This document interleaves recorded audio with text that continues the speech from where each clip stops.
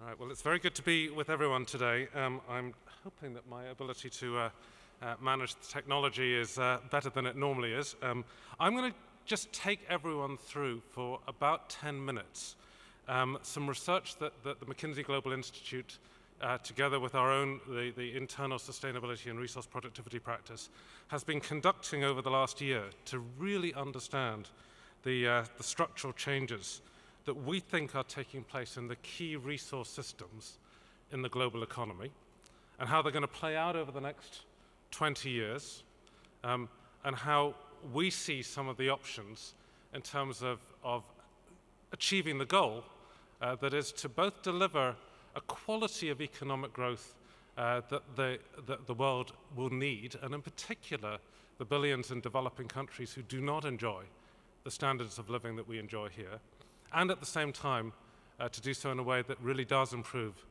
dramatically environmental performance. So we've conducted research over the last year, and the term of this is the next frontier, right? Because we think of this not just in terms of a standard way of approaching resource economics, but we do think deeply that there's some profound transformations that will be required. I want to just put a few facts into the room to frame the conversation that we're going to have over the next hour. And inevitably, these are facts that are selective. They're ones that we think, as McKinsey, will really help decision makers in both public and private sector to make the right calls over the next 5 and 20 years.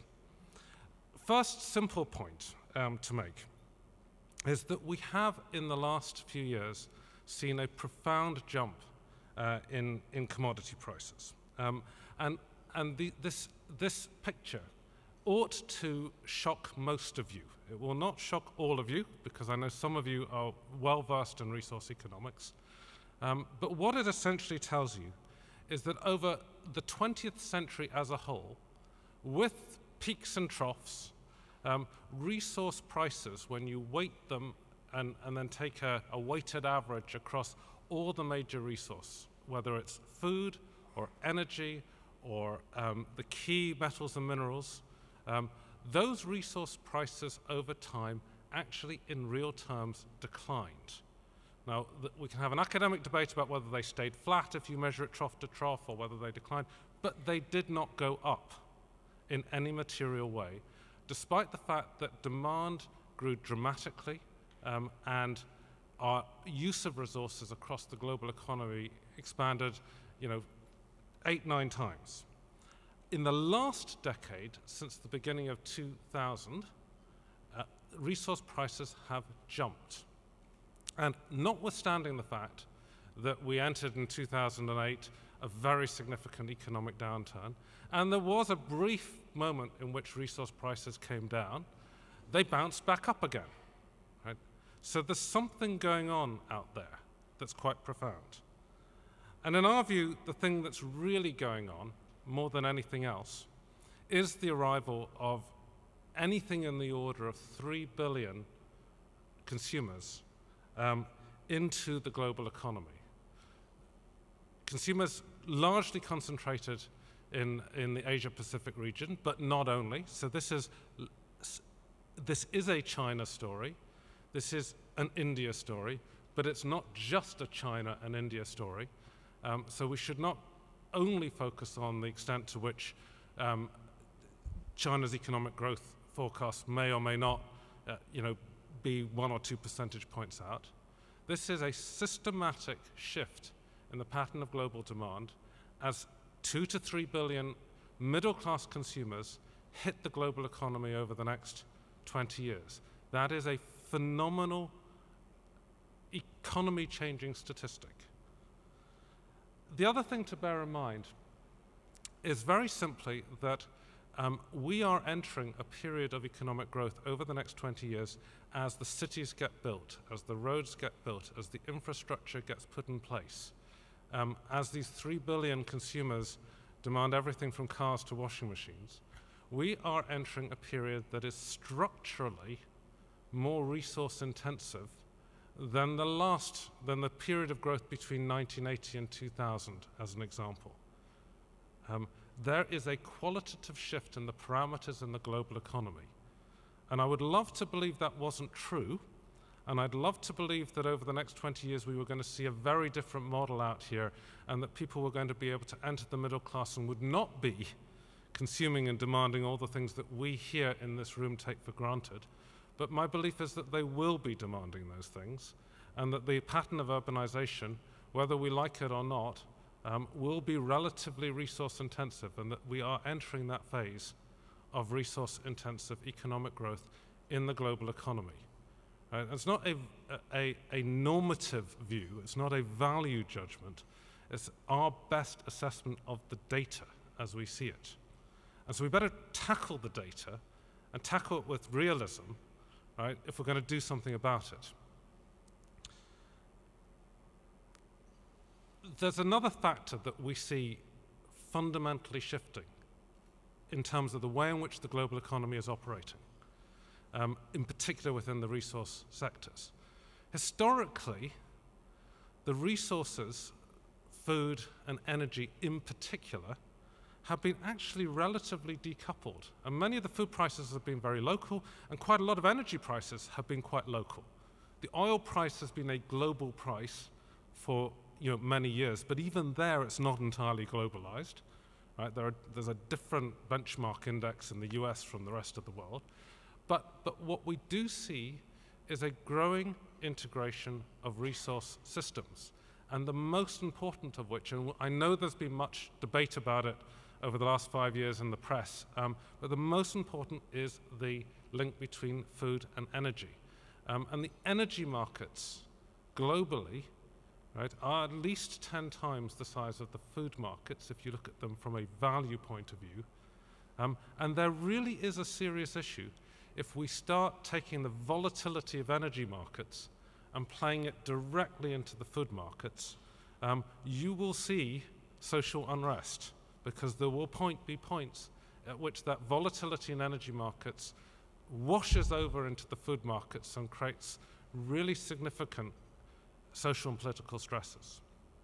It doesn't need to be that way, and I know one of our panelists is going to talk about ways in which one could actually move significantly beyond that. But if we persist, right, in a model of, for example, biofuels that is corn ethanol heavy, and takes some of the most critical, most reliable agricultural land in the US and plays that into the energy markets, we will progressively have more issues on our hands. But there are alternatives. So big structural change in the global economy, driven predominantly by this phenomenal one-time shift in the arrival of 3 billion new consumers into the global demand function. Some deeper systemic interdependencies between different resource arenas. And there are also a whole set of other supply factors as well. There's also one other thing which I have not mentioned, and you will have observed that I have not mentioned, and that is the environment, right? And that is everything from water to land and biodiversity, and of course the risk multiplier of them all, which is the climate change agenda. And so I want to talk just in 3 or 4 exhibits about what we see as the way through this dilemma, because if we continue to run the global economy the way we are, not only will we break through a whole set of price barriers on some of these key resources and create tremendous instability and deep social inequality, because I can tell you that the poor, not the 3 billion new middle class, but the 1 to 2 billion poor people will be hit much more heavily by increased energy and food prices than anybody else on the planet. Right? But there's a big environmental concern as well, because when we run the numbers, right, and these are all estimates, of course, we hit 750 parts per million, right, as the pathway that we're on without change. Right? That's the pathway we're on, right, which is a terrifying pathway. So what we tried to do is to begin to look at the world in terms of a tool that many of you will have seen out of the work we've done on carbon. And this is a cost curve, and we may be rightly accused of turning everything into a cost curve. And for those that are bored with cost curves, I apologize profoundly, but you're going to see a lot more of this in the years to come.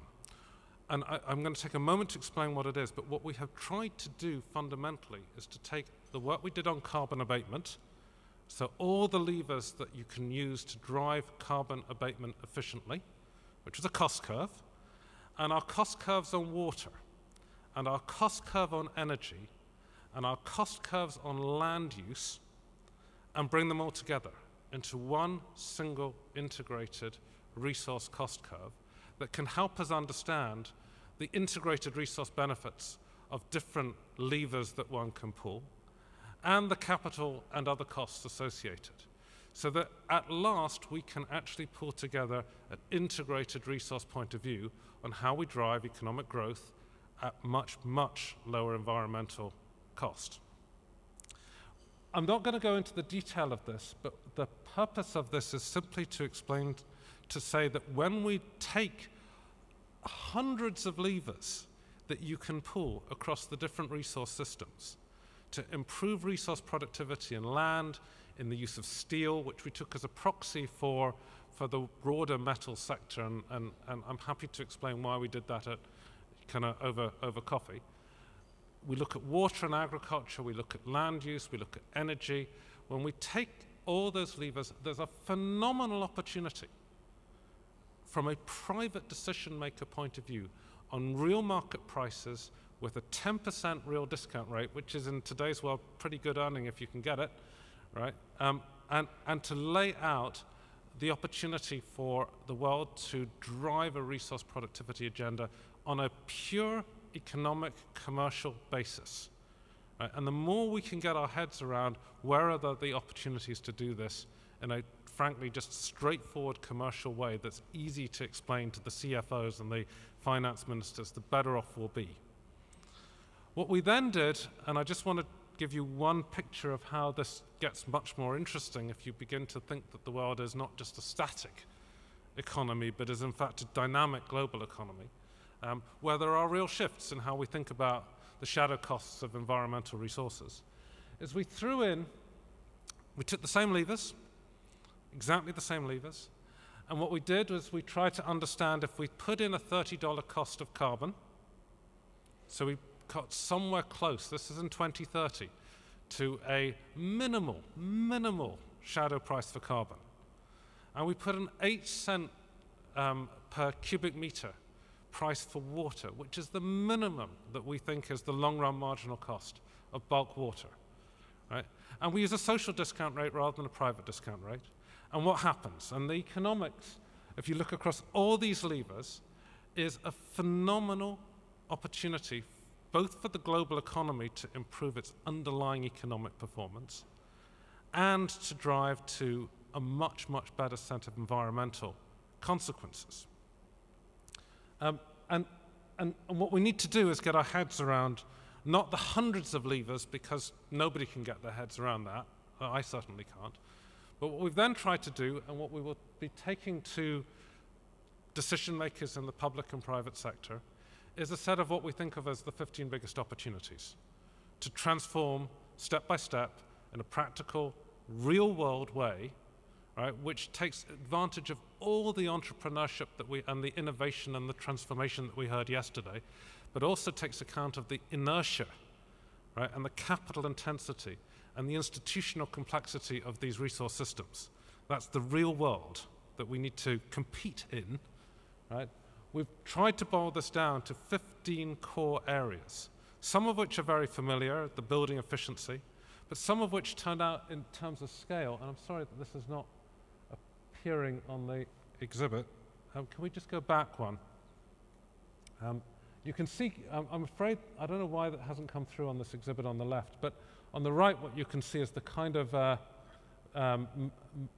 areas. So the top one is all about building efficiency, and the second one is all about waste, and the third one is all about commercial farm yields. And we go all the way down the list. So there are 15 of these areas where you can get a pretty good sense of what really matters on the basis of the indicators that we've highlighted. And again, I will make sure that we get the real set of the real exhibit out there. And then lastly, and again, this is not going to be as helpful as I hoped because the numbers have not come through at all, but what we have also done is to try and think through the capital costs, right? And if you can just bear with me for one moment, what this does is describe how you get to a 450 world, right? And what, if you could read the materials, it would tell you is that at least 60% of the opportunities to get to a 450 parts per million world are not ones that require an aggressive carbon program, but are ones that actually simply require us to go after resource productivity goals, whether it's in energy or in water or in the use of metals, in a much, much more efficient way. There's a tremendous opportunity on land use through much better use of our land that then takes the pressure off forests. And then there's a very particular piece of this that you'll only do if you want to get from a 550 down to a 450 world that's a pure carbon play. So let me stop there. There are all sorts of challenges on this, but there is a way, if we were serious, to take the global economy and not transform it overnight, because that's not going to happen with the best will in the world, however much I might want it to, but to actually play with the fundamental economic forces at work and to drive it through to a progressive decoupling of growth from resource consumption, right? And to use that to drive into something that looks closer both to climate security but also to a much better quality of overall economic growth. Now, I'm going to invite the panel to come and join. So Vivek and Richard and Samantha and Justin, please come up and join. I'm going to switch these only partially working exhibits off.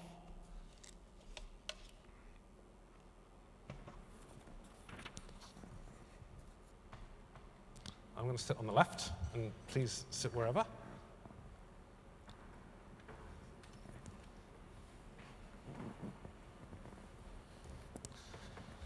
So we're very fortunate today to have a terrific panel, and I'm sure every chair of every panel says that, and I'm sure they all mean it, but I really mean it. What I've asked each of the panel members to do is to give us kind of 3-5 minutes of their take on this agenda, on how far is the resource productivity opportunity real? Is it something that, have we framed the issues in the right way? Is there a completely different framing? Have we, frankly, kind of missed the plot in some of the materials I presented? I've also asked the panel to take no prisoners, so we're not going to actually sit around just chit-chatting about win-wins and how it's all kind of going to be easy. We're going to put some of the real issues and real debates and challenges on the table. And I'm going to ask, if I might, Vivek Tulpulli to kick us off.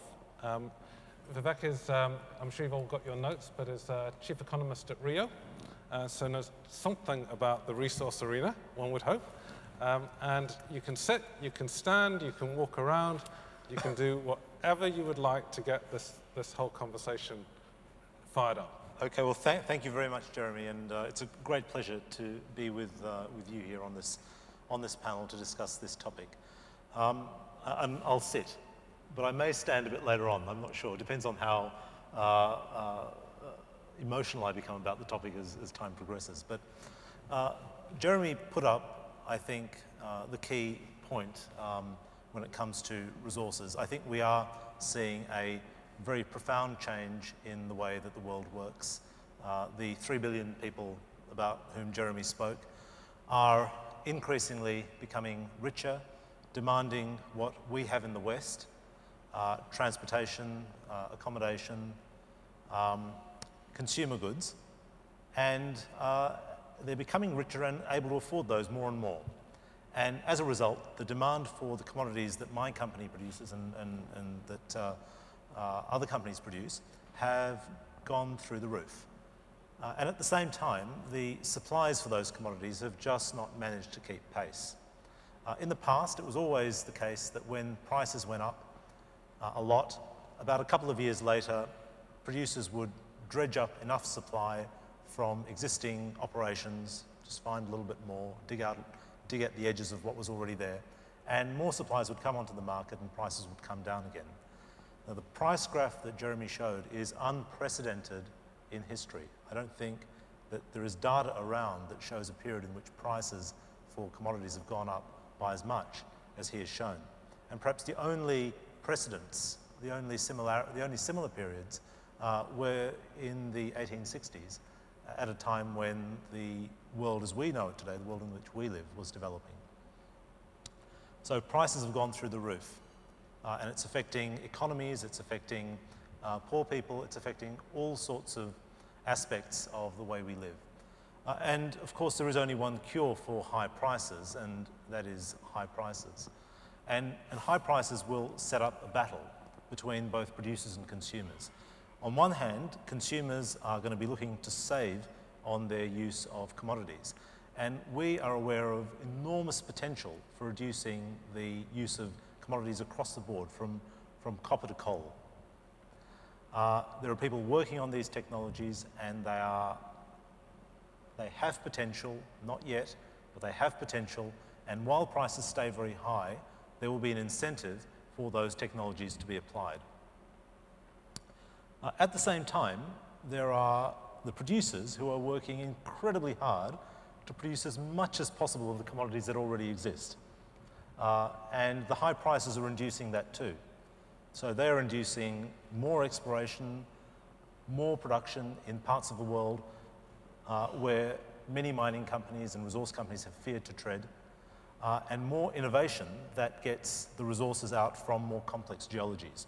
And all of that is happening at the same time.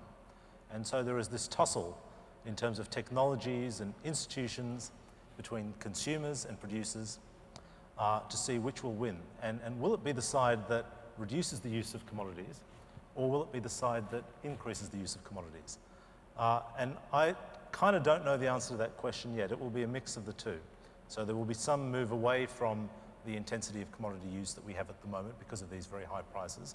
But at the same time, the incentive for companies like mine and others to go out there and produce more and more at these very, very high prices is enormous. And I think we'll see more of that as well. So that combination of factors, Jeremy, leads me to suggest that, and I know that you want pushback, I think it is fantasy to assume or even imagine a world in which resource use is decoupled from growth in our lifetimes. I think it may be desirable from all sorts of perspectives, but I also think it's fantasy. And at that point, I'll stop. Hold the questions. I'm going to turn, if I could, to the digital world for a moment. Richard heads up sustainability for Lucent Alcatel. There is a different model of resource productivity that has been transforming the global economy for the last 20 years, which has come out of the ICT sector. There may be a very different way of thinking about the next 20, 30 years of growth than conventionally described, with more bridges and roads and the like. Help us think about the world as you see it through the lens that you have in your company.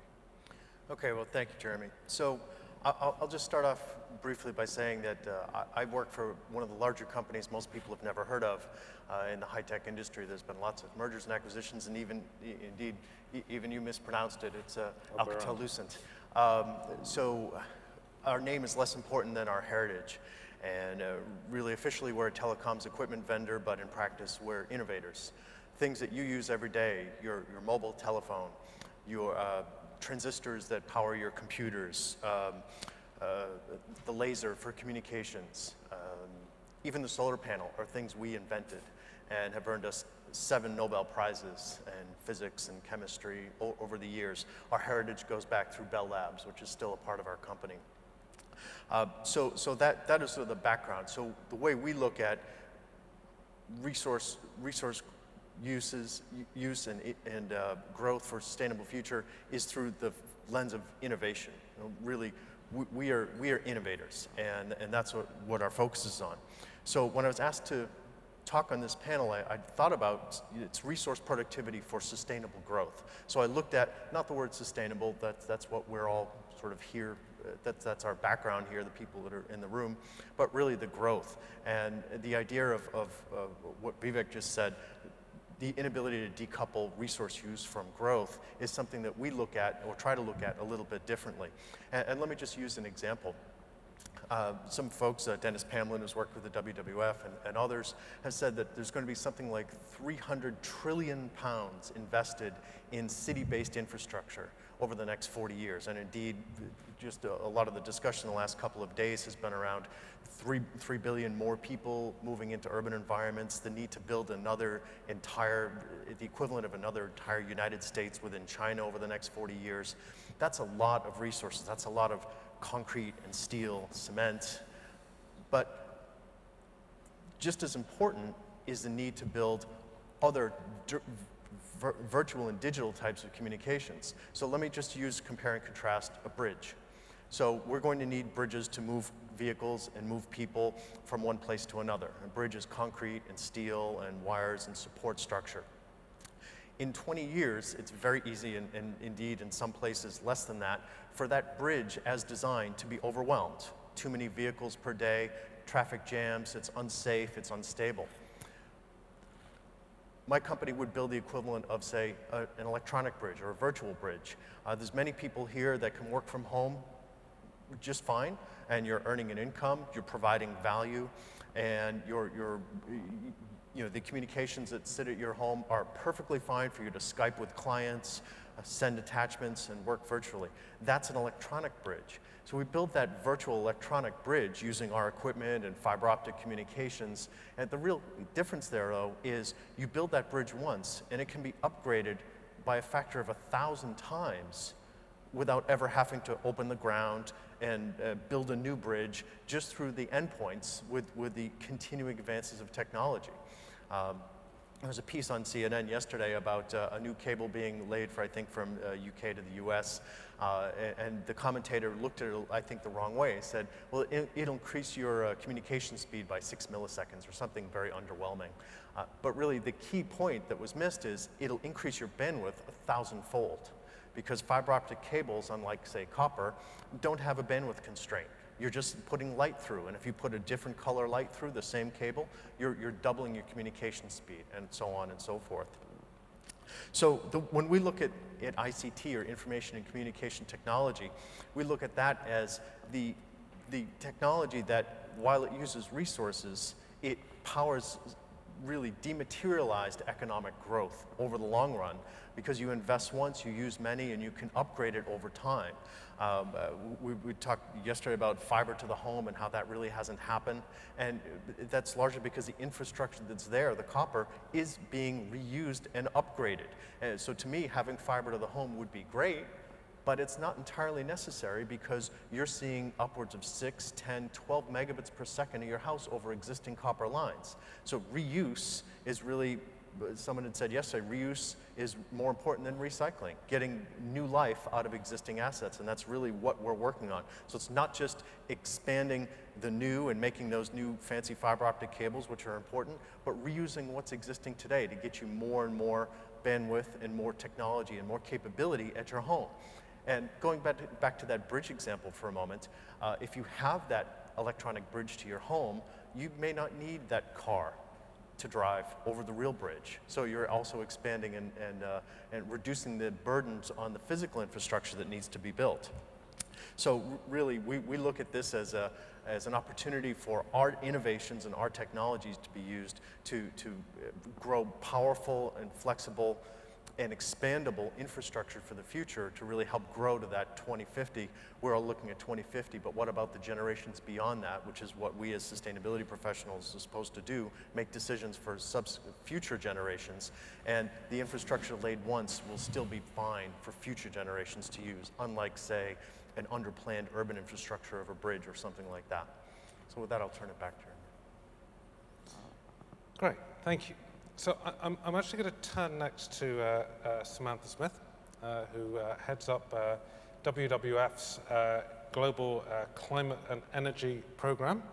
and has also spent many years in the energy sector, and so can kind of look at this whole debate, if you will, from different perspectives and integrate them for us. So Samantha, how do you see the growth agenda, the decoupling, the dematerialization, or is there a different way we should be thinking about this completely?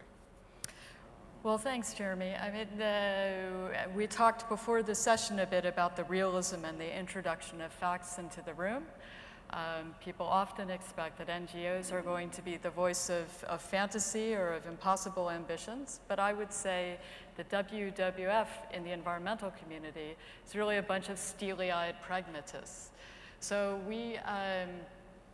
I appreciated your presentation of resource constraints and a new way of looking at resource economics. And I can't say the world looks any different from the NGO community. I mean, we all see the same data. So in WWF, we're thinking a lot about what we call the 9.5 billion person planet.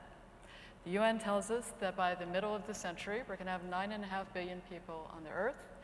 And that means, in turn, that there is going to be a dramatic increase in demand for food, 50% by 2030, for water, 30 to 40% by 2030, and a corresponding increase of the number of people who may live in water-stressed regions or who may not have access to basic commodities or inputs, so food, energy, and water. What this means, in turn, is that we are entering an age of relative scarcity. So when I say relative, I mean that, of course, in the rich world, most of us have had pretty free and relatively low-priced access to food, energy, and water, and that's going to change, both for people in the rich world and for people who are now entering the rich world, these 3 billion consumers of whom you spoke. That will, in turn, have disproportionate impacts on the poor. So that's one of the hard trade-offs that we have, is, of course, that when commodities prices go up, some of us are buffered against those increases, others are not. So I appreciate the fact that you also brought that out in your presentation. Clearly, something has got to give in this model.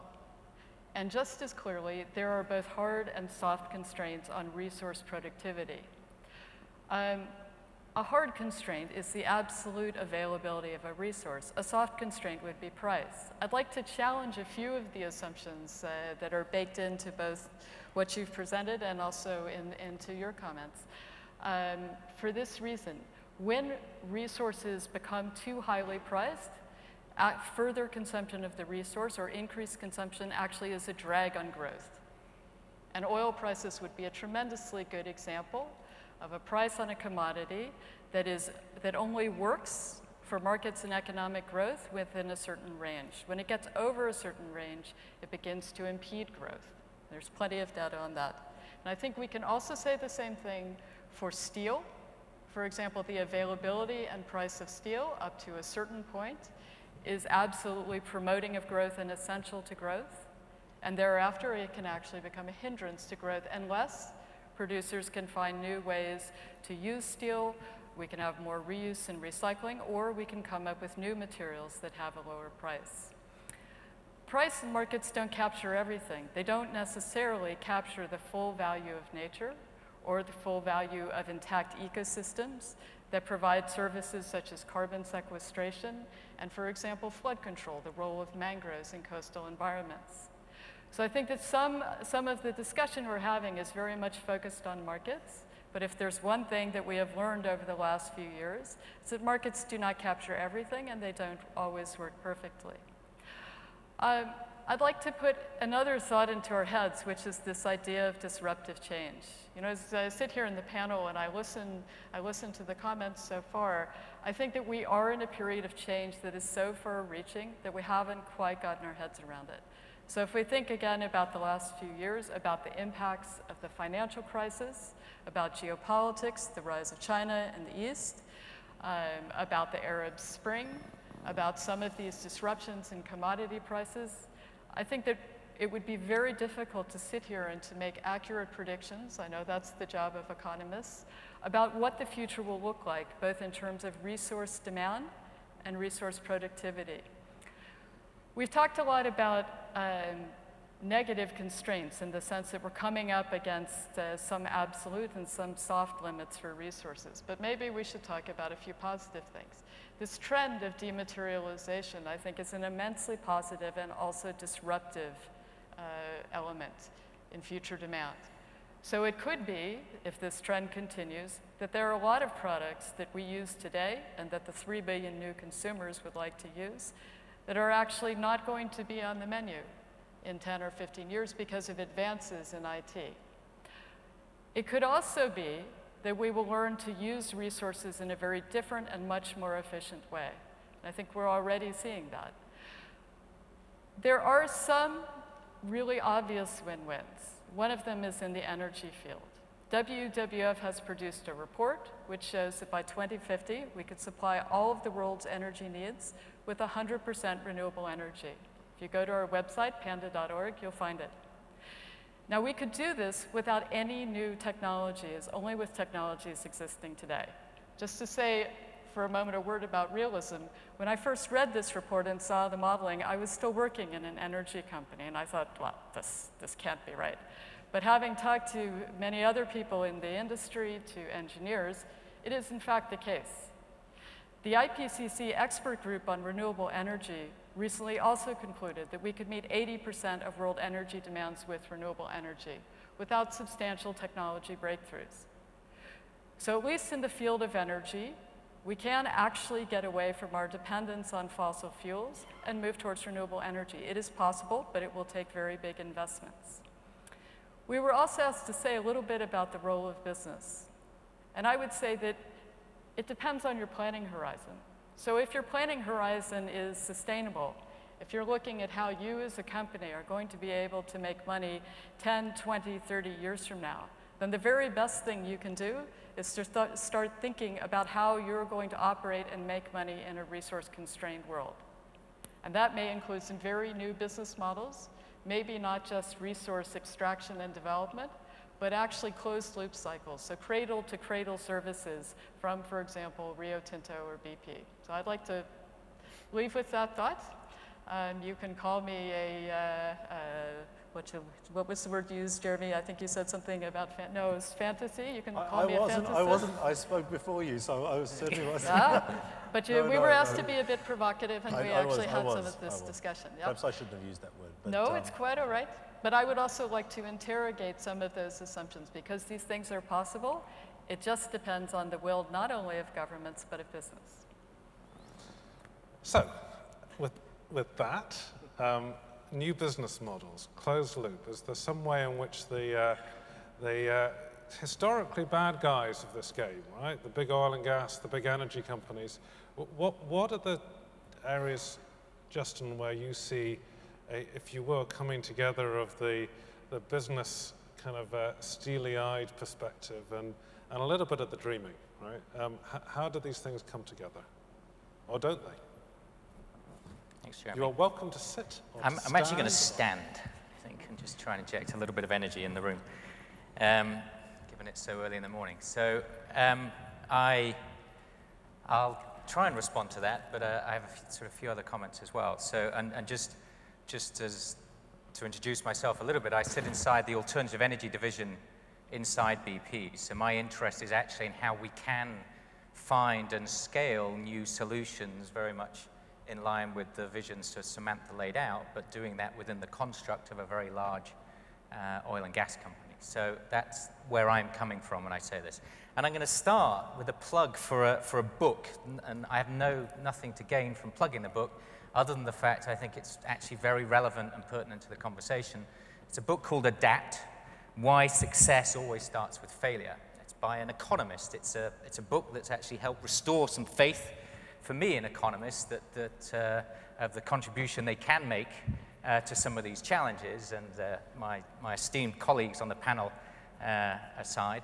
But this is a book that says what we really need is we need to be experimenting because the magnitude of the challenges we face is so enormous, we need to experiment to actually find what are some of the solutions that are going to work to address some of the challenges we're facing, and not be afraid to fail, and not be afraid to then shut down things that are failing. And I think that has enormous ramifications for both the business world and experiments that we run that then don't work, but it's incredible how attached people get to the little business they've started or the unit that they're building. And I think it also has enormous ramifications for the policy world. You know, there are policies that are working today to address some of these issues and policies that are blatantly not. And we have to look at what is working and what isn't working and adapt. And that's actually the nature of how we're going to evolve to develop solutions to these incredibly difficult challenges. Reflecting as well on Janie, the talk she gave yesterday on biomimicry. And that's what nature has done. Nature adapts under selection pressure. And the question really is, what are the selection pressures going to be to force us to adapt quickly enough to the challenges ahead of us? And price is certainly one critical selection pressure.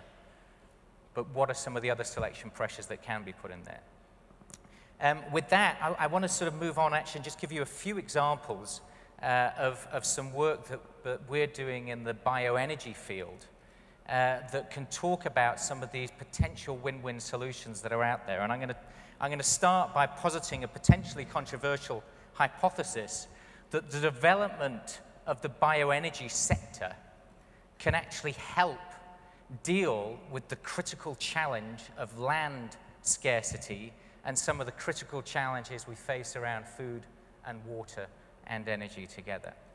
Now that's a controversial statement. Jeremy put up the slide talking about the potential correlation between the rising corn prices and oil prices.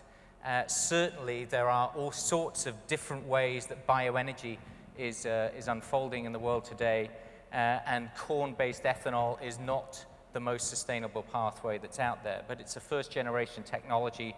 It's sort of helped people to understand that bioenergy has a role in the modern economy. The first example I'll give is actually about our sugar cane business in Brazil and the work that we're doing there, where we are converting degraded pasture land and planting sugarcane. We now have scientific evidence to say what we're actually doing is, in addition to providing quite a lot of fuel for Brazil's spectacular growth, we're actually also helping to restore the soil and to rebuild soil carbon in these degraded pasture lands. So there's a potential benefit in terms of how we're actually helping to regenerate soil through the growth of what we believe is a sustainable bioenergy business for the future. As I expand that and look to other regions, there's some work that we've been doing for a number of years. BP funded a very large amount of money to the University of California at Berkeley and the University of Illinois in Urbana-Champaign to be exploring some of these critical issues and understanding land use change and what is happening to greenhouse gas emissions from different land use change, and how bioenergy plays in with water and with the forestry and timber sector in terms of how much land is going to be available to do that. One of the areas we've really focused on is perennial grasses. And perennial grasses are grasses that can be grown in degraded land, generally will use far less water and have far less inputs, far less fertilizers and other inputs to help them grow, and over time accumulate as much biomass underground as they accumulate above ground, which is all again helping to rebuild soil, to restore degraded land, one of Jeremy's critical 15 levers that's on there, that was on Jeremy's chart, to actually help rebuild the soil and to help start sequestering more carbon out of the atmosphere into the soil. And so then as we explore this more and more, what we're starting to understand is there may be models around land use degradation, restoring that land by growing certain crops on that land that couldn't be used for food today, but actually could be used, and the perennial grasses can be harvested so they can be cut and they'll then grow again the next year. and that harvested grass can then be used for the bioenergy sector, whether that goes ultimately into fuels or whether that goes into power and heat. There are potential win-wins around the restoration of land, sequestration of carbon, as well as provision of an energy resource. That's just to give you a couple of examples of some of the areas that we are starting to explore as we try and unpick this. There are many other areas we may dig into in the panel. I haven't addressed the whole issue of oil at all, efficiency in the oil value chain. Happy to talk more about that. But I just wanted to give you a couple of examples that we believe are important around the evolution of bioenergy and the link to sequestration of carbon in the soil and in biomass. And as we think more and more about that, we think there are bigger and bigger prizes to actually go for. I'll finish with a recognition and hopefully with a little bit of humility that this is incredibly complex. And there aren't easy answers to any of this, no matter what people may tell you. And there's a wonderful quote in Tim Harford's book, again at the beginning of chapter 2, from a gentleman called H.R. McMaster. And he was actually a colonel in the Iraq War who disregarded all the orders, the absolute bullshit orders that he was getting from the Pentagon around how they should deal with the insurgency in Iraq. And the quote says, "It's so damn complex. If you ever think you've got the answer, you're either wrong or you're dangerous." And I'll finish with that. So thank you all. We have a very scarce resource now, which is time. And so what I'm going to do is immediately open it up to the floor and just and ask for questions. If I don't get any, I will start firing off some myself. So there's one at the front. I'd like to try and take 2 or 3 questions together if we possibly can. So Alex, I see one at the front. Is there anybody else in the middle there? So let's take those 2 to start with. Yeah, thanks, Jeremy. Can I ask the question to you rather than the panelists in the first instance? You can. And maybe to get a view from the other panelists. When you see the number of 2.7 trillion in resource productivity savings available, with a sort of the majority of it, 60% positive returns, does that number look like a big number comparative to the scale of the global economy, which I guess will be, over that timescale, be heading towards 100 trillion? So we're talking about a kind of this same old number of the sort of, we can do all of this for 2 or 3% of the global economy. Does it seem like a big number to the panel, or does it seem sort of too small to register on the radar? Let's take a question in the middle. It was just a very quick question. I've heard, sorry, I don't think the microphone's working.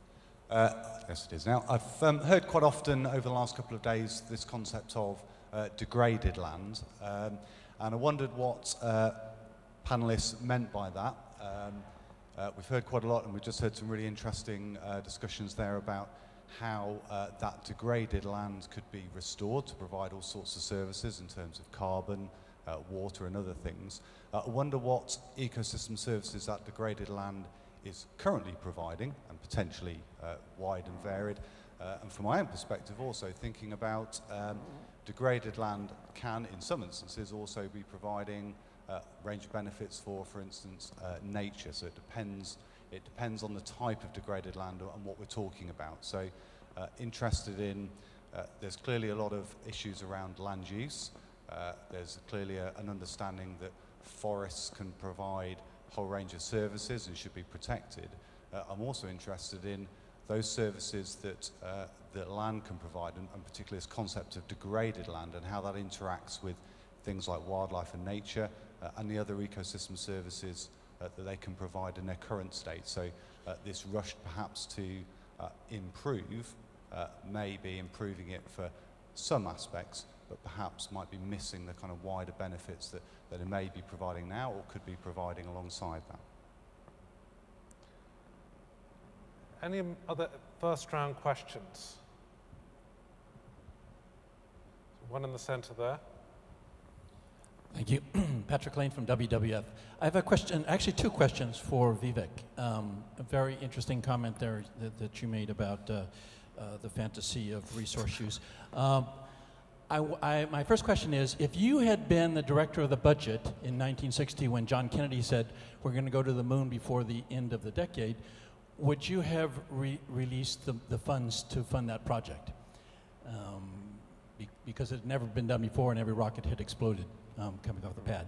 And then secondly, I wonder, you say this is fantasy to think that we could have another model that could decouple growth from impact. I wonder if Rio were told that you can't extract the raw material from the ground unless you have a plan to recycle it and invest in the infrastructure to recycle it or find substitutes or something like that. If that constraint were put on, would that drive the kind of behavior that would make you change your mind?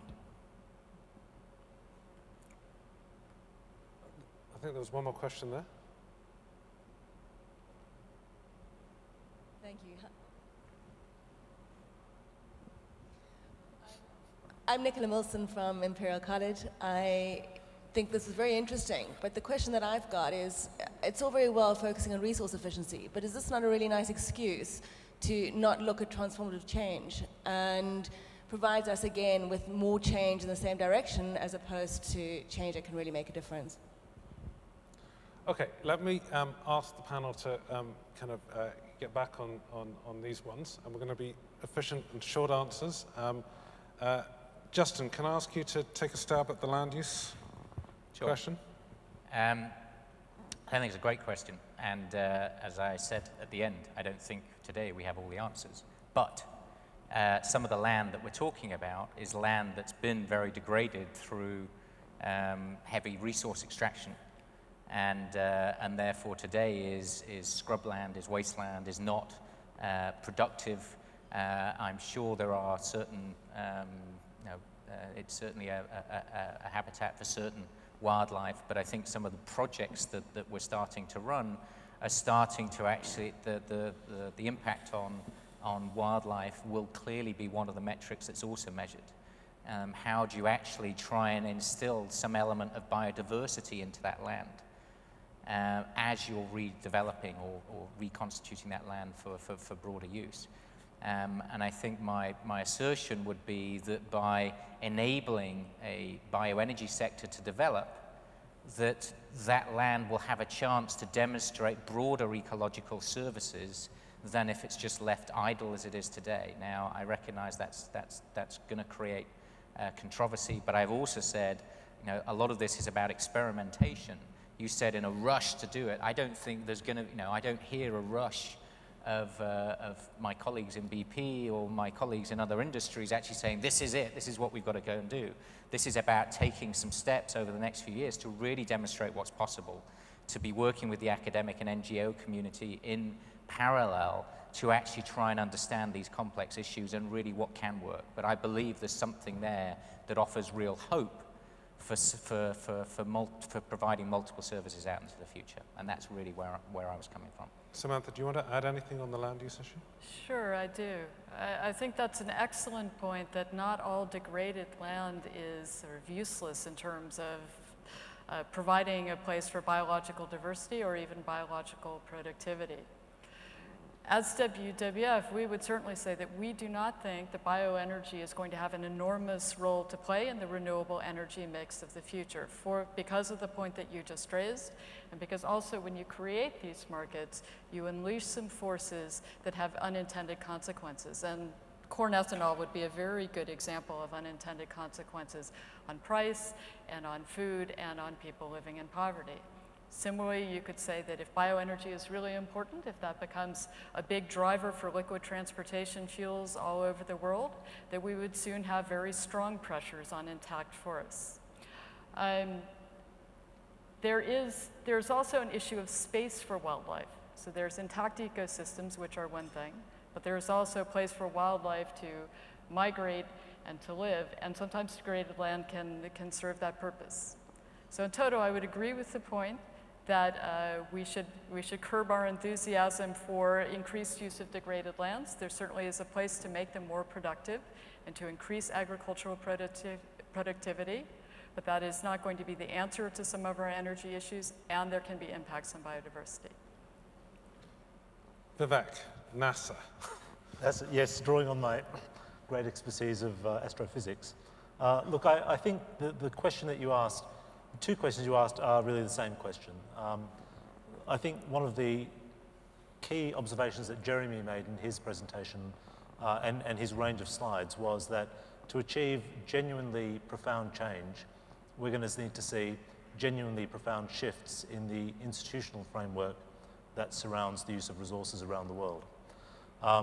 And large amounts of money being spent and large amounts of policy being implemented, not just within countries like the UK, but in places like China and India and other developing countries, in order to induce the sorts of very profound shifts in resource use that are required to meet this goal of decoupling. Now, perhaps I'm not enough of a dreamer to believe that those things can really happen in our lifetime. Perhaps I ought to be, but I'm not. Richard. I'd like to tackle the question about transformative change versus business as usual, because I think it's a great one. Just because ICT or technology is one of the things that can help offer dematerialized solutions for a growing world, it doesn't give us a blank check to just continue to make the products the way we've always made them, sell them to the customers we've always sold them to.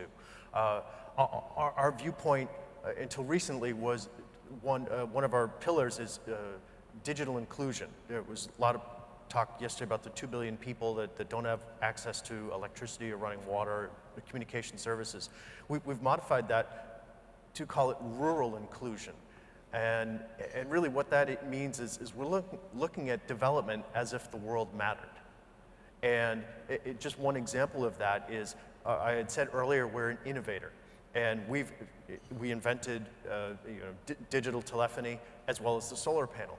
We want to put those two things together and offer cellular base stations that are off the grid, powered 100% by renewable energy, and put those in places in the developing world that really need these communication services. There are some villages in sub-Saharan Africa and in South America that don't have running water, that don't have electricity, but they've got mobile phone service. And what does that do? That improves the local quality of life. If they're farmers that sell their crops, they make all of their money from just selling a crop, and they've got 4 or 5 different markets that they can choose from to go to. If they all walk to the same one, 2 or 3 days walk, and the market is flooded with their commodity, there goes their annual pay because the price of that commodity has gone down. By having a telephone service, they can call ahead and see where they're going to get the best price. That's a really good example of saying, no, that we don't get a pass just because we're offering IT solutions. Instead, I think it's even more of an imperative on us to develop as if the world mattered and offer these solutions to the developing countries and the people who really need it the most, rather than increasing the bandwidth of my modem by 1 or 2 megabytes at home. It's really bringing something that doesn't exist into play in parts of the world that need it the most. And so, Alex, I want to just respond to your question and then throw one last question to the panel. So the $2.7 trillion is a big number, not a small number. And it's the economic value that we would create, not the investment cost that it would take.